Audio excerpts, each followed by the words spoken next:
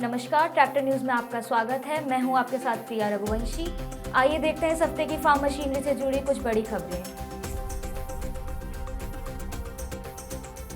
UP सरकार 100% subsidy पर प्रदान करेगी millet processing units. Shark Tank India fame जुगाड़ू कमलेश ने किया अपने सफर के बारे में खुलासा। भारत के पहले एफपीओ कॉल सेंटर का हुआ शुभारंभ। Eicher tractor mega exchange festival 2023 की हुई शुरुआत। लोकसभा अध्यक्ष ओम बिरला ने कोटा में किया कृषि महोत्सव का उद्घाटन। एग्रीकल्चर इंफ्रास्ट्रक्चर फंड ने कैपिटल मोबिलाइजेशन में जुटाए 30,000 करोड़ रुपए। आंध्र सरकार ने की किसानों को 2000 ड्रोन देने की घोषणा। किसानों को ड्रोन किराए पर देगी राजस्थान सरकार। 5 वर्षों में कृषि क्षेत्र ड्रोन का दूसरा सबसे बड़ा उपयोगकर्ता बनने की उम्मीद, वाइस चांसलर एच के चौधरी ने की टिप्पणी। किसानों को ड्रिप इरिगेशन सिस्टम पर प्राप्त होगी 90% सब्सिडी। गरुड़ एरोस्पेस ने किया वर्ल्ड इकोनॉमिक फोरम में कार्बन न्यूट्रल ड्रोन का अनावरण। आयोटेक वर्ल्ड एविगेशन ने कृषि ड्रोन के उपयोग को बढ़ावा देते हुए महात्मा फूले कृषि विद्यापीठ के साथ किए समझौते पर हस्ताक्षर। किसानों को 100 सुपर सीडर मशीनों पर मिलेगी सब्सिडी।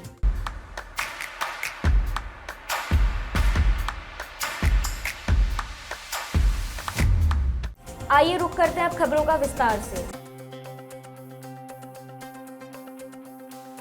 उत्तर प्रदेश सरकार ने संयुक्त राष्ट्र द्वारा घोषित वर्ष 2023 को अंतर्राष्ट्रीय मिलेट वर्ष के रूप में मनाने के लिए राज्य में मिलेट प्रोसेसिंग इकाइयों की स्थापना के लिए 100% सब्सिडी की घोषणा की है। राज्य में आगामी G20 आयोजनों के दौरान सरकार राज्य में उगाए जाने वाले मिलेट को भी खूब बढ़ावा देगी। उत्तर प्रदेश के मुख्यमंत्री योगी आदित्यनाथ ने इसके लिए राज्य सरकार के अधिकारियों को पहले ही निर्देश दे दिए हैं। सब्सिडी प्रदान करने के साथ यूपी सरकार इन प्रसंस्करण सुविधाओं के लिए नए व्यंजनों को विकसित करने में अव्वल शेफ्स को भी शामिल करेगी। मोटे अनाज की बिक्री अधिक से अधिक स्थानों पर हो, इसके लिए सरकार ने मंडियों में अलग अलग आउटलेट की भी योजना बनाई है। साथ ही उनके व्यवसाय के लिए अलग अलग दुकानें भी नामित की जाएंगी और हर जिले में ग्रामीण विकास विभाग इसका विस्तार ब्लॉक से लेकर ग्राम पंचायत तक करेगा। शार्क टैंक इंडिया सीजन 1 से बड़े हिट जुगाड़ू कमलेश ने शार्क टैंक में आने के बाद की अपनी यात्रा के बारे में बताया। उन्होंने खुद को सीईओ पीयूष बंसल के तहत एक संगठन में प्रशिक्षित किया। शार्क टैंक इंडिया पर आने के बाद जुगाड़ू कमलेश ने शार्क पीयूष बंसल से 40% ओनरशिप के लिए $10,000 का निवेश अर्जित किया और साथ ही $20,000 का फ्लेक्सिबल नो इंटरेस्ट लोन भी प्राप्त किया।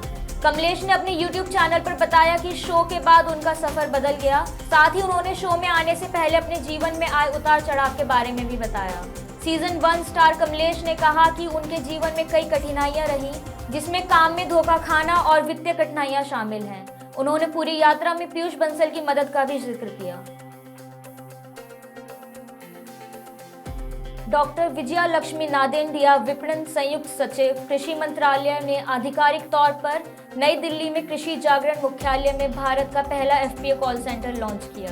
कृषि जागरण और एग्रीकल्चर वर्ल्ड के संस्थापक और अध्यक्ष एमसी डोमिनिक, कृषि जागरण की प्रबंध निदेशक शाइनी डोमिनिक और एएफसी इंडिया लिमिटेड के एमडी मशर वेलापुरत ने इस हाइब्रिड कार्यक्रम में भाग लिया।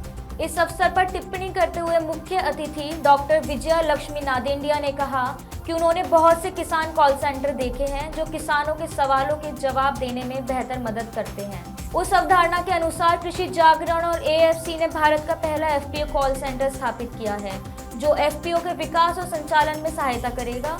यह कॉल सेंटर एफपीओ को उनके सवालों के जवाब देकर उनकी सहायता करने का प्रभारी होगा। उन्होंने दोनों संगठनों को सराहना देते हुए इस पहल की शुरुआत की। कृषि जागरण और एग्रीकल्चर वर्ल्ड के संस्थापक और अध्यक्ष एमसी डोमिनिक के अनुसार यह एफपीओ कॉल सेंटर उन सभी मुद्दों और चुनौतियों का समाधान प्रदान करेगा जिनका किसान समुदाय वर्तमान में सामना कर रहे हैं। उन्होंने विशेषज्ञों की एक टीम बनाई है जो उनके किसी भी सवाल का जवाब दे सकती है और उन्हें सफलता प्राप्त करने में मदद कर सकती है। एफपीओ कॉल सेंटर का उद्घाटन विशेष रूप से एफपीओ क्षेत्र के लिए इतिहास में एक महत्वपूर्ण क्षण है। इस प्रयास का मुख्य लक्ष्य प्रधानमंत्री नरेंद्र मोदी के भारत में 10,000 समृद्ध कृषि एफपीओ की स्थापना के लक्ष्य का समर्थन करना है। 2023 में आयशर ट्रैक्टर अपने 11 लाख से अधिक समर्पित ग्राहकों के लिए बहुप्रतीक्षित विशाल ट्रैक्टर एक्सचेंज फेस्टिवल की मेजबानी करेगा। इस फेस्टिवल के तहत किसान अपने स्थानीय शोरूम में किसी भी पुराने ट्रैक्टर मॉडल को एक brand new top of the line Eicher से बदल सकते हैं। किसानों को उम्मीद से ज्यादा का अनुभव कराने का मौका देते हुए आयशर इस त्योहार का आयोजन कर रहा है। साथ ही यह आयशर त्योहार किसानों को सशक्त बनाने और लागत के बारे में चिंता किए बिना आयशर के ब्रांड से सर्वश्रेष्ठ कृषि मशीनीकरण समाधान चुनना आसान बनाने के लिए डिजाइन की गई है। 24 जनवरी को लोकसभा अध्यक्ष ओम बिरला ने राजस्थान के कोटा में 2 दिवसीय कृषि महोत्सव का उद्घाटन किया। यह भारत सरकार कृषि विभाग और किसान कल्याण विभाग द्वारा राजस्थान सरकार के कृषि विभाग के सहयोग से आयोजित किया गया। इस कृषि महोत्सव एक्सपो में किसान 75 से अधिक कृषि स्टार्टअप, प्रगतिशील किसानों और कृषि उत्पाद निर्माताओं के साथ सीधे संवाद करने में सक्षम थे। इसके अलावा प्रदर्शनी में इनोवेशन और टेक्नोलॉजी के बारे में भी जानकारी प्रदान की गई। कृषि महोत्सव एक्सपो में प्रदर्शकों के माध्यम से केंद्र एवं राज्य सरकार की विभिन्न योजनाओं की जानकारी का प्रचार प्रसार भी किया गया। इसके अतिरिक्त विभिन्न कृषि आदानों की आपूर्ति में शामिल निजी क्षेत्र की कंपनियों और संस्थानों ने स्टॉलों के माध्यम से अपने उत्पादों का प्रदर्शन किया। कृषि क्षेत्र में स्टार्टअप्स की आवश्यकता को देखते हुए 75 स्टार्टअप स्टॉल भी लगाए गए थे, जो इस एक्सपो की प्रमुख विशेषताओं में से एक थे। एग्रीकल्चर इंफ्रास्ट्रक्चर फंड के तहत 15,000 करोड़ रुपए की स्वीकृत राशि के साथ इस योजना के लागू होने के 2.5 साल से भी कम समय में एग्रीकल्चर इंफ्रास्ट्रक्चर क्षेत्र में परियोजनाओं के लिए 30,000 करोड़ रुपए से अधिक की राशि जुटाई है। अधिकारियों के अनुसार 20,000 से अधिक AIF लाभार्थी हैं, जिनका अपनी प्रोफाइल में भिन्नता लाने और कृषि विकास में एक कदम आगे बढ़ाने का सपना AIF समर्थन के कारण साकार हुआ। AIF बहुत जरूरी कृषि बुनियादी ढांचे का निर्माण और आधुनिकीकरण करके भारतीय कृषि के परिदृश्य को बदल रहा है। ये बुनियादी परियोजनाएं फसल के बाद के नुकसान को कम करने, कृषि पैकेजों और प्रथाओं के आधुनिकीकरण और किसानों की उपज को बेहतर मूल्य की प्राप्ति में सहायता करती हैं। YSR कांग्रेस सरकार ने धान की खरीद पर 15,000 करोड़ रुपए खर्च करने की योजना बनाई है, जिसमें फीका पड़ा अनाज भी शामिल है और सरकार किसानों को कृषि संबंधी गतिविधियों के लिए 2000 ड्रोन भी प्रदान करेगी।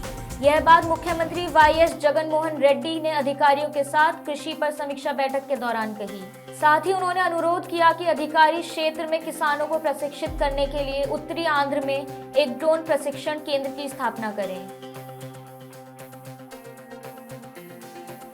राजस्थान में कम आय वर्ग के किसानों को किराए पर ड्रोन उपलब्ध कराए जाएंगे, ताकि उन्हें कम खर्च और प्रयास के साथ एक बड़े कृषि क्षेत्र में फसलों की निगरानी करने और रसायनों का छिड़काव करने में सहायता मिले। राज्य सरकार अगले 2 वर्षों में कस्टम हायरिंग केंद्रों पर लगभग 1500 ड्रोन उपलब्ध कराने की योजना भी बना रही है। कृषि एवं बागवानी के प्रधान सचिव दिनेश कुमार ने कहा कि दुनिया भर में कृषि कार्य के लिए आर्टिफिशियल इंटेलिजेंस और ड्रोन का उपयोग बढ़ रहा है और राज्य सरकार किसानों को अपनी आय और उपज बढ़ाने के लिए प्रौद्योगिकी का उपयोग करने के लिए प्रोत्साहित कर रही है।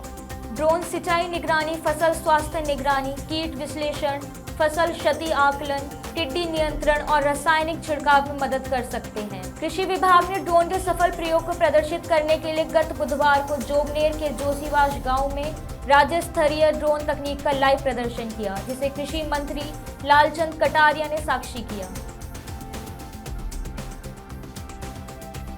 लुधियाना में कृषि ड्रोन टेक्नोलॉजी के उपयोग पर एक सेमिनार और इंडिया एग्री प्रोग्रेस एक्सपो के उद्घाटन समारोह की अध्यक्षता हिमाचल प्रदेश कृषि विश्वविद्यालय के vice chancellor professor HK Chaudhary ने की। साथ ही वाइस चांसलर ने खेती में ड्रोन तकनीक के महत्व पर जोर दिया। उन्होंने बताया कि अगले 5 वर्षों में कृषि क्षेत्र शायद दुनिया में ड्रोन का दूसरा सबसे बड़ा उपयोगकर्ता बनने का अनुमान है। उन्होंने दावा किया कि ड्रोन तकनीक पोषक तत्वों के अनुप्रयोग, कीट और रोग नियंत्रण छिड़काव, फसल की निगरानी, मिट्टी और क्षेत्र विश्लेषण जैसे कई कार्यों में उत्पादकता बढ़ाने में सहायता कर सकती है। इसके अतिरिक्त चौधरी ने अंतर्राष्ट्रीय मिलेट वर्ष के दौरान मिलेट को बढ़ावा देने के लिए विश्वविद्यालय की विस्तृत योजनाओं के साथ साथ आगामी कृषि तकनीकों पर भी चर्चा की। सूक्ष्म सिंचाई योजना के माध्यम से किसान ड्रिप सिंचाई प्रणाली पर सब्सिडी प्राप्त कर सकते हैं, जो PM कृषि सिंचाई योजना का हिस्सा है। इसी कड़ी में बिहार सरकार किसानों को उनके खेतों में ड्रिप इरिगेशन सिस्टम लगाने के लिए 90% सब्सिडी दे रही है। राज्य के किसान बिहार सरकार की योजना के माध्यम से ड्रिप सिंचाई प्रणाली खरीदने और स्थापित करने के लिए सब्सिडी के लिए आवेदन कर सकते हैं। ड्रिप सिंचाई प्रणाली के इस्तेमाल से लगभग 60% पानी की बचत हो सकती है और खाद्य और उर्वरक की खपत 25 से 30% तक कम हो सकती है। अनुदान का लाभ डीबीटी के माध्यम से किसानों के खातों में अंतरित किया जाएगा। बता दें कि इस योजना के तहत जीएसटी सब्सिडी का भुगतान नहीं किया जाएगा और शेष जीएसटी का भुगतान करने की जिम्मेदारी किसान की ही होगी। ड्रिप सिंचाई योजना से रैयत और गैर रैयत दोनों किसान लाभान्वित हो सकते हैं। भारत के सबसे बड़े और मूल्यवान ड्रोन स्टार्टअप गरुड़ एरोस्पेस द्वारा वर्ल्ड इकोनॉमिक फोरम 2023 के दौरान दावोस में इंडियन सस्टेनेबिलिटी लाउंज में दुनिया के पहले कार्बन न्यूट्रल ड्रोन का अनावरण किया। गरुड़ एरोस्पेस के संस्थापक और सीईओ अग्निश्वर जयप्रकाश ने पर्यावरणीय स्थिरता, कार्बन तटस्थता और ड्रोन प्रौद्योगिकी और इनोवेशन के माध्यम से वैश्विक वस्तुओं को आगे बढ़ाने के लिए कंपनी के दायित्व के बारे में बात की। गरुड़ एरोस्पेस अगले 15 महीनों में 25,000 से अधिक ड्रोन का उत्पादन करके कृषि में क्रांति लाने की योजना बना रहा है। प्रधानमंत्री नरेंद्र मोदी ने पूरे भारत के 100 गांवों में 100 किसान ड्रोन लॉन्च करके कृषि हरित क्रांति 2.0 की शुरुआत की। इसके परिणाम स्वरूप भारत भर के युवाओं को अब नौकरी के भी अवसर मिल रहे हैं। कृषि ड्रोन निर्माता आयोटेक वर्ल्ड एविगेशन ने कृषि उद्योग में ड्रोन के उपयोग को प्रोत्साहित करने के लिए कृषि विश्वविद्यालय महात्मा फूले कृषि विद्यापीठ महाराष्ट्र के साथ अपने सहयोग की घोषणा की। कृषि उत्पादकता बढ़ाने के लिए मानव रहित हवाई वाहनों के उपयोग को बढ़ावा देने के लिए आयोटेक वर्ल्ड एविगेशन और महात्मा फूले कृषि विद्यापीठ ने एक समझौता ज्ञापन पर हस्ताक्षर किए। दोनों साझेदार कृषि ड्रोन या रिमोट पायलट प्रशिक्षण संगठन के लिए एक आरपीटीओ ऑर्गेनाइजेशन स्थापित करने का भी इरादा रखते हैं।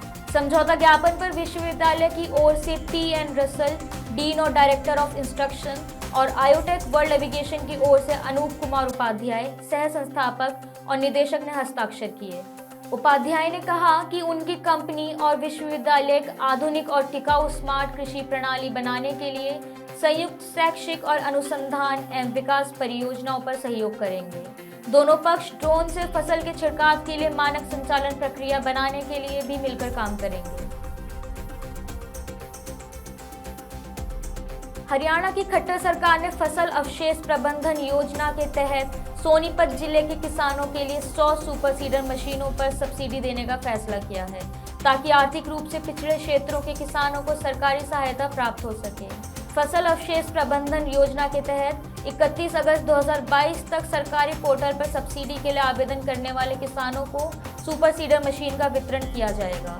Doctor Naveen Hooda, assistant agriculture engineer, Haryana सरकार के अनुसार सभी पात्र किसानों को आधार कार्ड, पैन कार्ड, परिवार पहचान पत्र, तहसीलदार की मोहर के साथ पटवारी रिपोर्ट, बैंक पासबुक और स्व घोषणा की कॉपी जमा करानी होगी। किसान इंजीनियर के कार्यालय में सभी दस्तावेजों को जमा कर सरकार की योजना का लाभ उठा सकते हैं। आज की खबरों में बस इतना ही। ऐसी ही और खबरों के लिए जुड़े रहें ट्रैक्टर न्यूज़ के साथ। धन्यवाद।